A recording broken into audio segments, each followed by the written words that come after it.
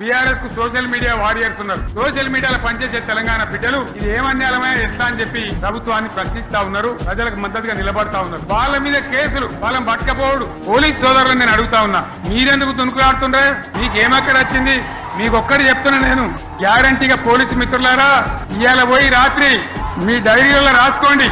మీ డైరీలలో రాసి పెట్టుకోండి.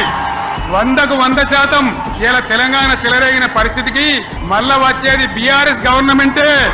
అది ఎవరు కూడా ఆపలేడు. అది ఎవరి తరం కాదు, ఎవరి వశం కాదు. సోషల్ మీడియాలో ఒక పోస్ట్ పెడితే పోలీసుడు ఫోన్ చేస్తాడు. మన దొంగల వాడు ఇడిచిపెట్టిండు పోలీసుడు. బీఆర్ఎస్ వాళ్ళు ఎంబడి వాడుడే నేర్చుకున్నాడు. పోస్ట్ పెట్టగానే ఫోన్. నేను ఒక్కటే మాటిస్తున్నా మీకు, మళ్ళా మన టైం వస్తుంది. మళ్ళా బరాబర్ మన టైం వస్తుంది. వచ్చినాక పేర్లు రాసి పెట్టుండ్రి. ఒక్కొక్కరిని ఏమేం చేయాలో అని చేద్దాం. వదిలిపెట్టే సమస్య లేదు.